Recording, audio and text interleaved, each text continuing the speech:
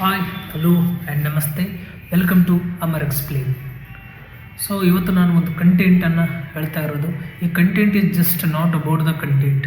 It's ಒಂದು divine power, it's a spiritual power. So ಜಗತ್ತಿನ ಅತಿ ಎತ್ತರದ ಶಿವನ ಟೆಂಪಲ್ ತುಂಗನಾಥ ಮಹಾದೇವ್. ಸೊ ತುಂಗನಾಥ ಮಹಾದೇವ್ ಅನ್ನೋದು ಜಸ್ಟ್ ನಾರ್ಮಲ್ ಪ್ಲೇಸ್ ಅಲ್ಲ. So it's world's highest Shiva temple. ಪಂಚ ಕೇದಾರದಲ್ಲಿ ಮಧ್ಯದಲ್ಲಿ ಬರ್ತಕ್ಕಂಥ ಒಂದು ಶಿವನ ದೇವಸ್ಥಾನ ಇದು. ಸೊ ಇದರ ಕತೆ, ಪುರಾಣ, ಇತಿಹಾಸ ಮತ್ತು ಇದನ್ನು ಹೇಗೆ ಹೋಗಬೇಕು ಅನ್ನೋದನ್ನು ಪೂರ ಕ್ಲಿಯರಾಗಿ ಡೀಟೇಲ್ಡಾಗಿ ಎಕ್ಸ್ಪ್ಲೇನ್ ಮಾಡ್ತೀನಿ. ಸೊ ನೀವು ಭಾರತ ದೇಶದ ಯಾವುದೇ ಪ್ಲೇಸಲ್ಲಿ ಇರ್ರಿ, ಎಲ್ಲಿಯಾದರೂ ಇರ್ರಿ, ಫಸ್ಟ್ ನೀವು ಬಂದು ರೀಚ್ ಆಗಬೇಕಾಗಿರೋದು ರಿಷಿಕೇಶ್. ರಿಷಿಕೇಶಿಂದ ಉತ್ತರಾಖಂಡಲ್ಲಿ ಇರ್ತಕ್ಕಂಥ ಯಾವ ಪ್ಲೇಸಿಗೆ ಬೇಕಾದರೂ ನೀವು ಹೋಗ್ಬೋದು. ದೇವಭೂಮಿ ಉತ್ತರಾಖಂಡ ಅಂತ ಕರೀತಾರಲ್ವ. ಸೊ ಯಾವುದೇ ಪ್ಲೇಸಿಗೆ ಹೋಗ್ಬೇಕಂದ್ರೂ ನೀವು ರಿಷಿಕೇಶ್ ಮತ್ತು ಹರಿದ್ವಾರ್ ಇಸ್ ದ ಫಸ್ಟ್. ಅಲ್ಲಿಂದನೇ ಸ್ಟಾರ್ಟ್ ಆಗೋದು. ಬೇಸ್ ಅಂತಾರಲ್ಲ, ಬೇಸ್ ರೀತಿ ಇದು. ಸೊ ಫಸ್ಟು ನೀವು ತುಂಗನಾಥ್ ಹೋಗ್ಬೇಕಂದ್ರೆ ಫಸ್ಟ್ ರೀಚ್ ಆಗಬೇಕಾಗಿರೋ ಪ್ಲೇಸೇ ಯಾವುದಂದರೆ ರಿಷಿಕೇಶ್. ರಿಷಿಕೇಶಿಂದ ಫಸ್ಟ್ ರಿಷಿಕೇಶ್ ಟು ಡೈರೆಕ್ಟಾಗಿ ನೆಕ್ಸ್ಟ್ ಎಲ್ಲಿ ಹೋಗ್ತೀವಿ ಆ್ಯಂಡ್ ದೆನ್ ಚೋಪ್ಟಾ.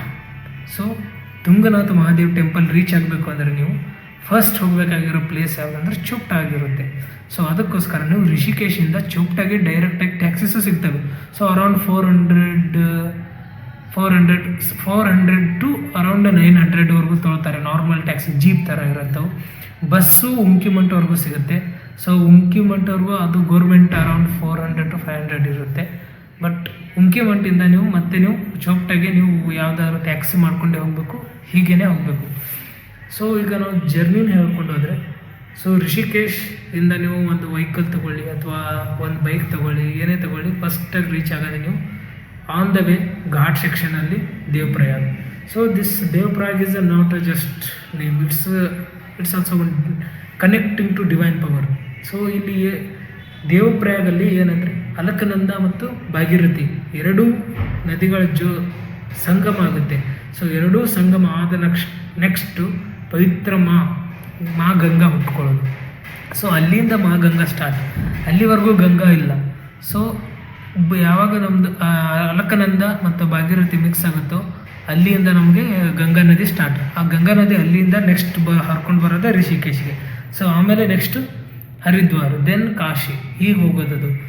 ಸೊ ನೀವು ಜರ್ನಿ ಸ್ಟಾರ್ಟ್ ಮಾಡಿದ್ಮೇಲೆ ರಿಷಿಕೇಶಿಂದ ಫಸ್ಟ್ ದೇವಪ್ರಯಾಗ್ ಹೋದ್ಮೇಲೆ ದೇವಪ್ರಯಾಗದ್ದು ಅದನ್ನು ಸಂಗಮನ ವಿಟ್ನೆಸ್ ಮಾಡಬೇಕು ನೀವು.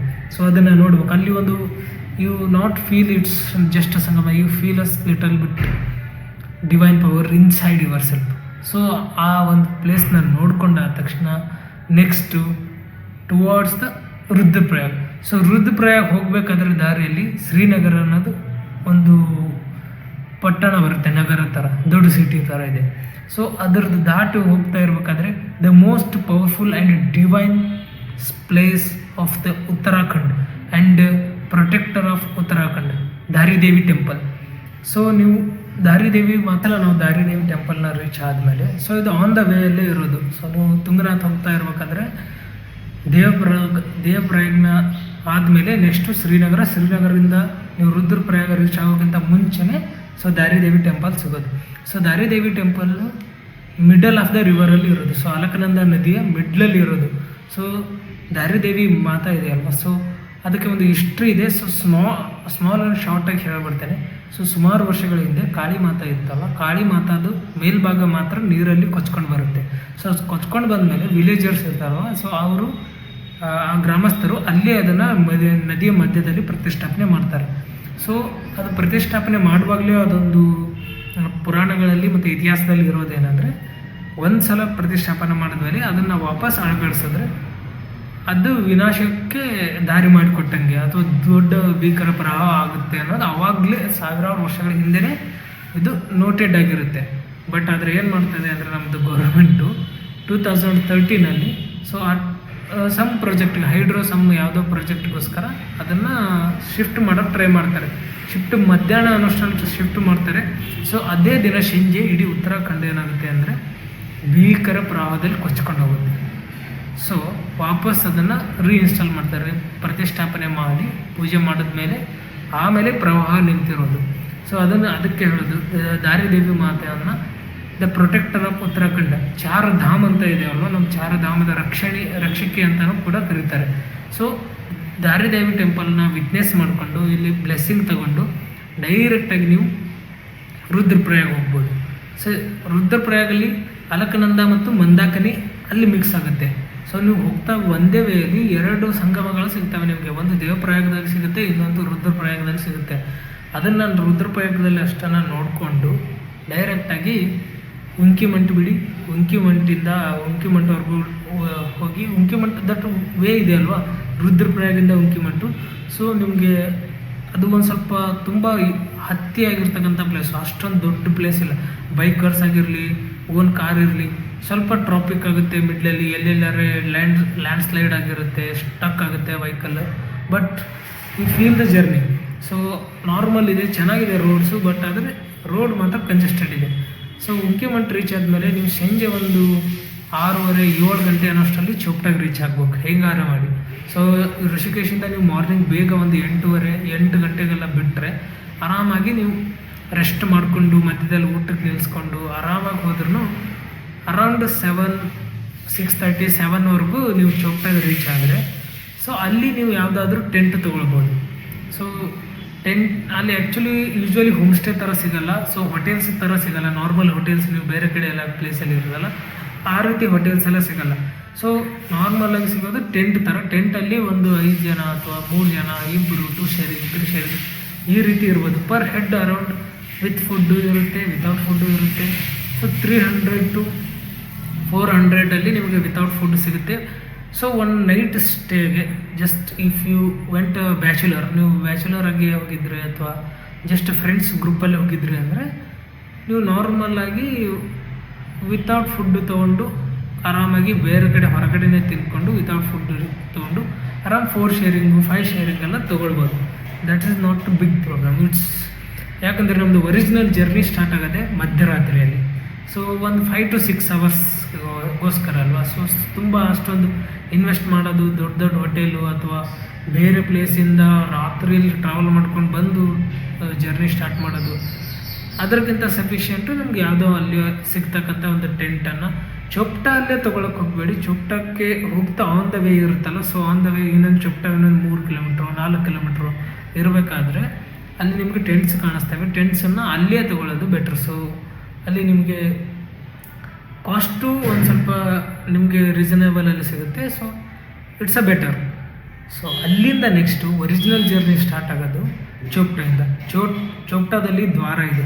ಸೊ ಆ ದ್ವಾರದಿಂದ ಸ್ಟಾರ್ಟ್ ಆಗೋದು. ಸೊ ಚೋಪ್ಟಾ ಪ್ಲೇಸಿಂದ ತುಂಗನಾಥ್ ಮಹಾದೇವ್ 3.5 ಕಿಲೋಮೀಟರ್ ಅದು ಟ್ರೆಕ್ಕಿಂಗ್.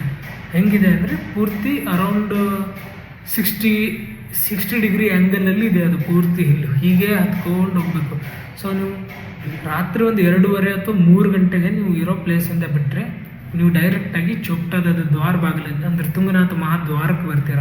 ಸೊ ತುಂಗನಾಥ ಮಹಾದ್ವಾರದಿಂದ ಅಲ್ಲಿ ನೀವು ನೈಟಲ್ಲಿ ಕೂಡ ಆ ಟೈಮಲ್ಲೂ ಸಹಿತ ನಿಮಗೆ ಬೇಕಂದರೆ ಟ್ರೆಕ್ಕಿಂಗ್ ಶೂಸ್ ಆ್ಯಂಡ್ ಈ ಯಾವುದೇ ಟ್ರೆಕ್ಕಿಂಗ್ ಮಾಡಬೇಕಾದ್ರೂ ನಾವು ಮೋಸ್ಟ್ ಇಂಪಾರ್ಟೆಂಟ್ ಮಟೀರಿಯಲ್ ಯಾವುದಂದ್ರೆ ಕೋಲು, ದ ಸ್ಟಿಕ್. ಸೊ ಅದನ್ನು ಕೂಡ ಒಂದು 30 ರೂಪೀಸ್ಗೆ ಅದು ಸ್ಟಿಕ್ಕಿಗೆ ಸಿಗುತ್ತೆ. ರೆಂಟೆಡ್ ಆಗಿ ತೊಗೊಳ್ಬೋದು. ಅದು ಜಸ್ಟ್ ನಾರ್ಮಲ್ ಮೇಲೆ ಹೋಗಿ ತಳಗೆ ಬಂದು ವಾಪಸ್ ಕೊಟ್ಟರೆ ಮುಗೀತು. 30 ರೂಪೀಸ್ಗೆ ರೆಂಟೆಡ್ ಆಗಿ ಅದು ಸಿಗುತ್ತೆ. ದೆನ್ 150 or 100 ರೂಪೀಸ್ಗೆ ನಿಮಗೆ ಟ್ರೆಕ್ಕಿಂಗ್ ಶೂ ಸಿಗುತ್ತೆ. ಸೊ ಟ್ರೆಕ್ಕಿಂಗ್ ಶೂನ ತೊಗೊಂಡ್ಬಿಟ್ಟು ನಾರ್ಮಲಿ ಅಲ್ಲಿಂದ ಟ್ರೆಕ್ಕಿಂಗ್ ಸ್ಟಾರ್ಟ್ ಆಗುತ್ತೆ. ನೀವು ರಾತ್ರಿ ಬೇಗ ಸ್ಟಾರ್ಟ್ ಮಾಡಿದ್ರೆ ಅಂದರೆ ಬೆಳಗ್ಗೆ ನೀವು morning ಚಂದ್ರಶಿಲ Sunrise ವ್ಯೂನ ನೋಡೋಕ್ಕಾಗುತ್ತೆ.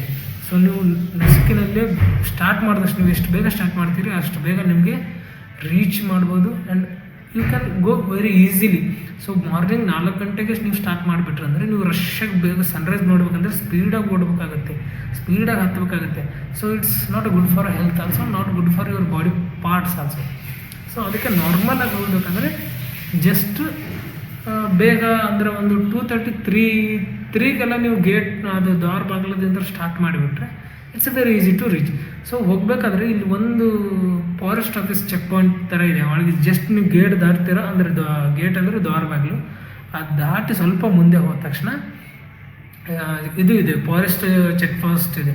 So forest check ಪೋಸ್ಟಲ್ಲಿ so ಅವರು ನಿಮ್ಮದು ಆಧಾರ್ ಕಾರ್ಡು ಅಥವಾ ನಾವು ಏನು ಮಾಡಿದ್ದೀವಿ ಅಂದರೆ ಜಸ್ಟು ಆ್ಯಕ್ಚುಲಿ ಎಂಪ್ಲಾಯೀಸು ವರ್ಕ್ ಮಾಡ್ತಾ ಇದ್ರು ಸಹಿತ ಏನು ಮಾಡಿದ್ದೀವಿ ಅಂದರೆ ನಾವು ಸ್ಟೂಡೆಂಟ್ ಹಳೇದು ಕಾಲೇಜ್ ಸ್ಟೂಡೆಂಟ್ ಐ ಡಿನ ತೋರಿಸಿದ್ದು.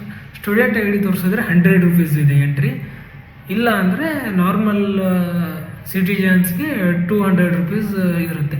ಸೊ ನೀವು ಸ್ಟೂಡೆಂಟ್ ಐ ಡಿ ನಿಮ್ಮ ಹತ್ರ ಇದ್ದರೆ ಸ್ಟೂಡೆಂಟ್ ಐ ಡಿ ತೋರಿಸಿ, ಆಮೇಲೆ ಅವರು ನೇಮು ಅದೊಂದು ರೆಸಿಟಿ ಕೊಡ್ತಾರೆ. ಸೊ ಅದು ನೆಕ್ಸ್ಟ್ ಮುಂದೆ ಚೆಕ್ ಮಾಡ್ತಾರೆ. ಸೊ ಅದನ್ನು ತಗೊಂಡು ನೀವು the biggest journey and most spiritual journey of the world ಅಂದರೆ ಹೈಯೆಸ್ಟ್ ಶಿವ ಟೆಂಪಲ್ ಇರೋದು. ಸೊ ಅದನ್ನು ನೀವು ಜರ್ನಿ ಸ್ಟಾರ್ಟ್ ಮಾಡ್ಬೋದು. ಅಲ್ಲಿಂದ 3.5 ಕಿಲೋಮೀಟರ್ ಇದೆ. ನಾರ್ಮಲ್ ಆಗಿ ಯೂಶ್ವಲಿ ರೋಡ್ ಇದೆ. ಸೊ ಬ್ಲ್ಯಾಕ್ ಐಸ್ ಇರುತ್ತೆ, ಹೋಗ್ತಾ ಇರಬೇಕಾದ್ರೆ ಬ್ಲ್ಯಾಕ್ ಐಸ್ ಇರುತ್ತೆ. ಸೊ ಸ್ನೋ ಇರುತ್ತೆ ಫುಲ್ಲು ಆ ಕಡೆ ಈ ಕಡೆ. ನೈಟಲ್ಲೇ ಯಾವಾಗಲೂ ಟ್ರೆಕ್ಕಿಂಗು ತುಂಬ ಪೀಕ್ ಟ್ರೆಕ್ಕಿಂಗ್ ಇರುತ್ತೆ ಅಲ್ವಾ, ಪೀಕಲ್ಲಿ. ಸೊ ಆ ಪೀಕ್ ಹೋಗೋ ಟ್ರೆಕ್ಸ್ ಯಾವಾಗಲೂ ನೈಟಲ್ಲೇ ಸ್ಟಾರ್ಟ್ ಮಾಡ್ತಾರೆ. ಯಾಕಂದರೆ ನೈಟಲ್ಲಿ ನಮಗೆ ನಾವು ಯಾವಾಗಲೂ ಹೇಗೆ ಅಂದರೆ ನಮ್ಮ ಬ್ರೈನ್ ಆ್ಯಕ್ಟಿವ್ ಆಗೋದೇ ಹೇಗೆ ಅಂದರೆ ನಾವು ತುಂಬ ಡೆಪ್ತ್ ಇರೋದು ನೋಡಿದೇವೆ ಅಂದರೆ, ಆಮೇಲೆ ತುಂಬ ಅದು ಹತ್ತೋದು ಪ್ಲೇಸ್ನ ಹಿಂಗೆ ನೋಡಿದ ತಕ್ಷಣ ನಮ್ಮ ಬ್ರೈನಿಗೆ ಆಗುತ್ತೆ ಇದು ನಮ್ಮ ಕಡೆ ಆಗಲ್ಲ, ಇದು ನಮ್ಮ ಕಡೆ ಆಗಲ್ಲ. ಆ ಬ್ರೈನ್ಗೆ ಆ ಥಾಟೇ ಬರಬಾರ್ದು ಅಂದರೆ ನಾವು ನೈಟಲ್ಲಿ ಸ್ಟಾರ್ಟ್ ಮಾಡಬೇಕು. ನೈಟಲ್ಲಿ ಸ್ಟಾರ್ಟ್ ಮಾಡಿದ್ರೆ ಏನಾಗುತ್ತೆ, ನಮ್ಮ ಬ್ರೈನ್ಗೆ ಗೊತ್ತಾಗಲ್ಲ, ಪ್ಲೇಸ್ ಕಾಣಿಸಂಗಿಲ್ಲ ಅಲ್ವಾ. ಸೊ ಪ್ಲೇಸ್ ಕಾಣಿಸಲ್ಲ ಅಂದರೆ ನಾರ್ಮಲಾಗಿ ಇದು ಎದುರುಗಡೆ ಕಾಣಿಸ್ತಾ ಇರೋದು ಮಾತ್ರ ಕಾಣಿಸ್ಕೊಳ್ತಾ ಇರುತ್ತೆ. ನಾರ್ಮಲಾಗಿ ಹೋಗ್ತೀವಿ.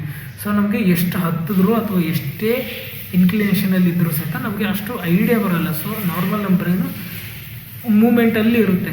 ಸೊ ಅದು ಆರಾಮಾಗಿ ಹೋಗ್ಬೋದು. ಸೊ ಅದಕ್ಕೆ ನೈಟಲ್ಲಿ ಜಾಸ್ತಿ ಪೀಕ್ ಟ್ರೆಕ್ಕಿಂಗ್ನ ಸ್ಟಾರ್ಟ್ ಮಾಡ್ತಾರೆ. ಸೊ ನೈಟಲ್ಲಿ ಟ್ರೆಕ್ ಮಾಡೋದು ಸ್ಟಾರ್ಟ್ ಮಾಡಿದ್ರೆ ಮಾರ್ನಿಂಗ್ ಸನ್ರೈಸ್ ವ್ಯೂಸ್ ಎಲ್ಲ ಚೆನ್ನಾಗೇ ಸಿಗುತ್ತೆ ಅನ್ನೋದು ಒಂದು ರೀಸನು.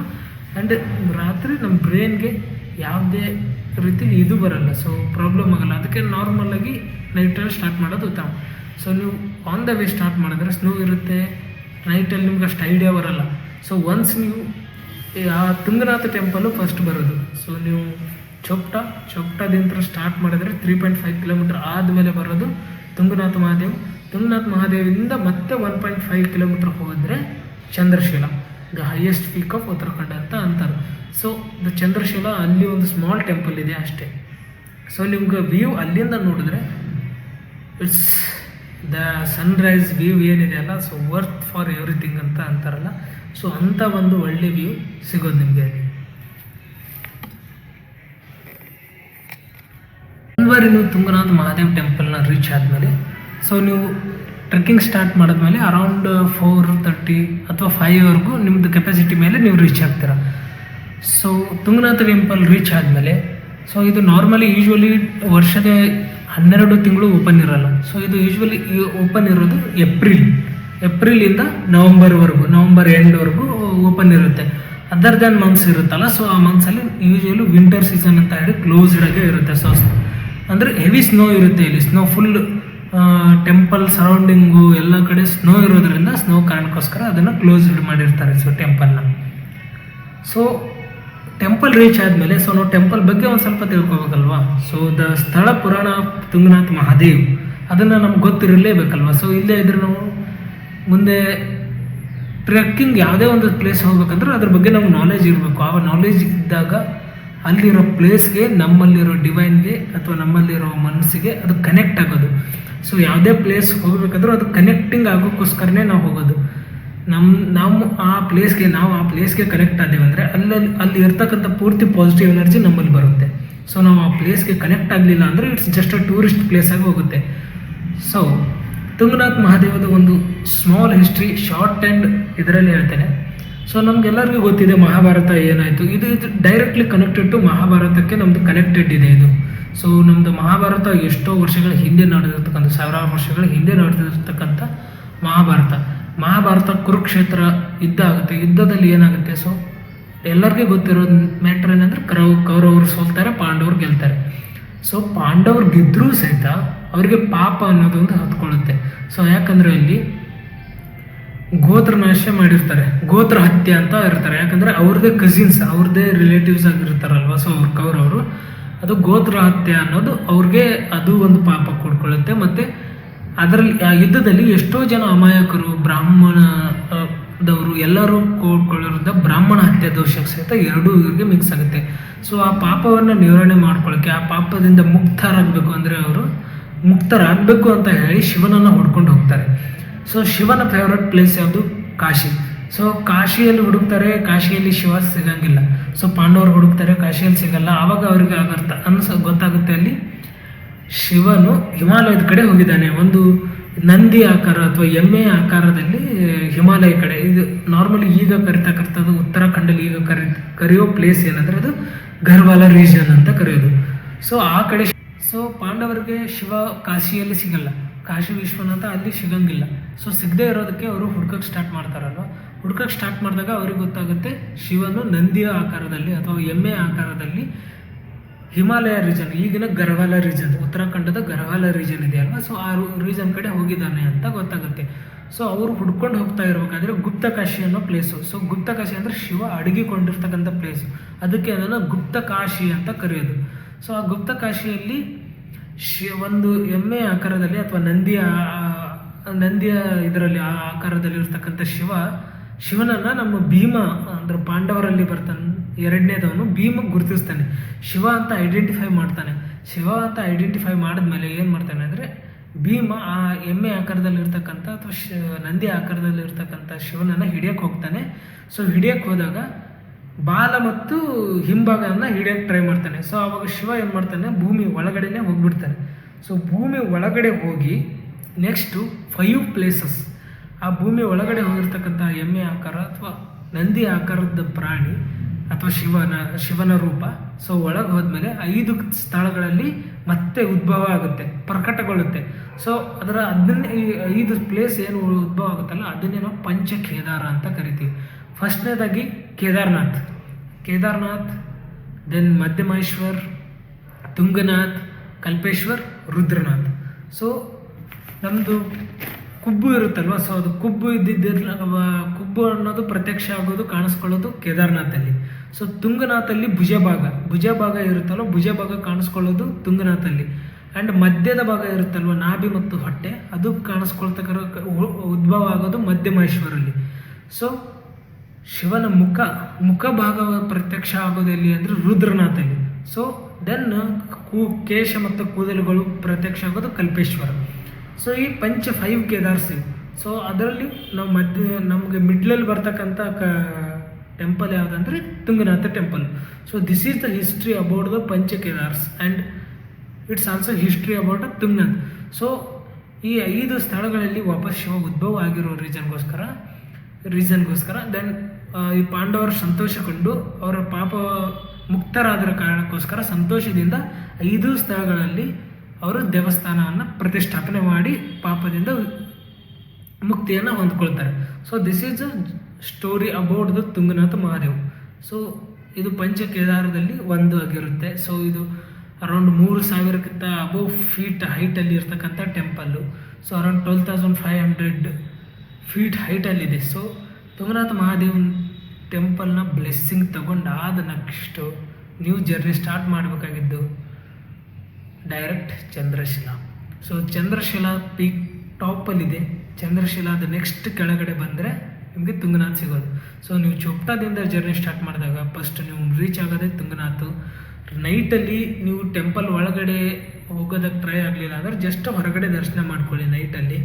ಆ್ಯಂಡ್ ಬ್ಲೆಸ್ ತಗೊಂಡು ಆ ಟೈಮಲ್ಲಿ ಯಾವಾಗಲೂ ಅದು ಬ್ರಾಹ್ಮಿ ಮುಹೂರ್ತ ಅದು. ಸೊ ನೀವು ಅರೌಂಡ್ 4:35 ರೀಚ್ ಆದರೂ ಆ ಬಂತ ಬ್ರಾಹ್ಮಿ ಮುಹೂರ್ತದಲ್ಲಿ ಶಿವನ ದೇವಸ್ಥಾನ, ಅದು ಜಗತ್ತಿನ ಅತ್ಯಂತ ಎತ್ತರವಾದ ಶಿವನ ದೇವಸ್ಥಾನದ ಮುಂದೆ ನೀವು ನಿಂತಿರಬೇಕಾದ್ರೆ ಆ ಫೀಲು, ಆ ಎನರ್ಜಿ, ಆ divine power, it's totally different than anything.